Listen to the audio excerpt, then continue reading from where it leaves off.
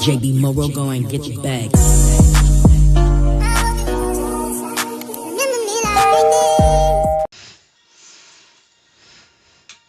I'm going to read you one of my favorite author on Reddit stories. This one is called I Did Something Awful to Prevent My Boyfriend Leaving. It's in the subreddit Short Scary Stories. It's by Trash Tia. I haven't read it yet, so we're going to read it together. I didn't want my boyfriend to go to college. I didn't want my friends to leave me. I splintered every time Jay brought up packing his room away. Even on the days we were leaving for college, my heart ached for his room. I grew up with him inside that room. When we were kids, we'd lie upside down on his bed and eat orange popsicles. In freshman year, I fell in love with his freckles, butterflies swimming my stomach. Because, wait, was Jay Harley cute? I fell in love with him slowly, under his deluge of movie posters and pretentious printouts. His room was full of our first. Our first kiss was a clumsy and accidental smack in the face. Our first I love you in junior year. When Charlie first proposed our journalism club, where 13-year-old Imogene threw up her nose watching Terrifier. I couldn't resist a smile. Watching him pack away his room felt like destroying all those memories. Still, I smiled and said, "You need help?" When he plucked out the last of his posters, dumping them in the trash, I inwardly squirmed. It was just a poster, I thought. So why did I feel sick to my stomach? The two of us met Imogene outside waiting in her truck. Jay was unusually quiet, jumping in the back seat. I followed him, trying to smile, trying to remain happy for him. Charlie lounged in the front, offering us a lazy smile. Baseball cap on backwards, the epitome of a textbook stoner. He was the first to say the obvious. "You look like you've just broken up, bruh." It felt like it.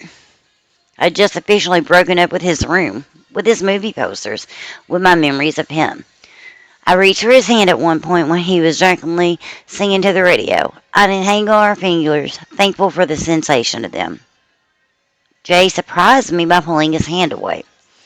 When we reached our hotel room that night, he brought a single room and disappeared up the ancient steps, dragging his suitcase behind him.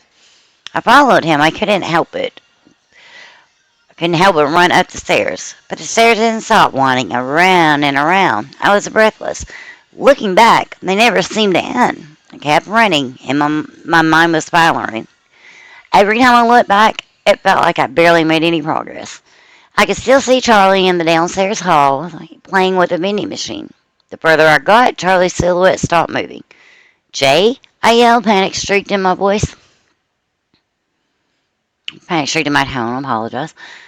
Reaching the top of the stairs, my stomach was in my throat. I was led through the long, winding corridor. "Belle?" Jay's voice rang out, exploding in my ears. "Belle, what's going on? I can't." I faced the first door, my breath heavy. "Jay, are you in there?" I pulled open the door. Empty. The next door showed an identical room. Empty. I kept going, counting the rooms under my breath. I lost count at 507. "Jay?" I swallowed a cry. "Jay, can you hear me?" "Belle?" Reaching the end of the hall, it was a trick. More rooms. But sitting cross-legged in the hallway was a man. 50s, graying hair. Something slimy slid up my throat. Charlie's leather jacket was slung over his shoulder. The man dived to his feet, his eyes wide. "Where the have you been?" he yelled, wrapping his arms around me. "Belle, you left us." He was trembling, and he smelled like Charlie. His everything was Charlie. He backed away from me. 30 years. A laugh exploded for him. I waited. We waited. We waited. I was getting a candy bar, and you left me for 30 years? He grabbed me. "You fucking," he sobbed. "You left us. You left me." His words sent me in a tailspin. I ran down another winding, tangled hallway. I counted 74 hallways, 70 flights of stairs. "Belle!" Jay's cry echoed, pulling me further, deeper. "Belle?" I twisted around at a small voice. An old woman stood at the end of the hallway, her eyes wide.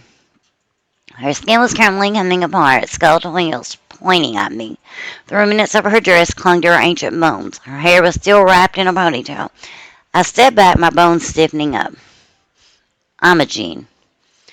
You left us, the woman whispered. Why? And then it hit me. I turned back, forcing myself into a sprint. For the first time in so long, I was smiling. Jay, I yelled. Imogene, Charlie, I'm coming. Passing hallway after hallway, I slammed into 30-year-old Imogene. 25-year-old Jay smiled wildly at me. 20-year-old Charlie stood with his arms folded. Jay? I kept going. 19-year-old Charlie grabbed me. Wait, what are you doing? But I kept going.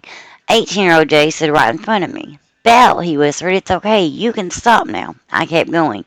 17-year-old Jay, 16-year-old Charlie, 15-year-old Imogene. Belle, 12-year-old Imogene tried to block me. Belle, stop. But I couldn't stop. My body wouldn't stop. No.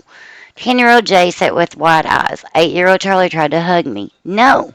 7-year-old Imogene. She was so small. 6-year-old Charlie was screaming. 5-year-old Jay. I tried to stop. Tried to turn around. 4-year-old Charlie. 3-year-old Imogene. I screamed, agonizing, wailing, my chest aching. 2-year-old Jay. The walls blurred together. 1-year-old Charlie. When I finally stopped falling over myself, there was 3 bloody masses splattered across the wall, eyes barely protruding through the skulls glued to the paintwork. Then, nothing. Hey, sweetie. A voice startled me, and I realized everything was so big. A woman towering over me, smiling. Have you lost your mommy and daddy?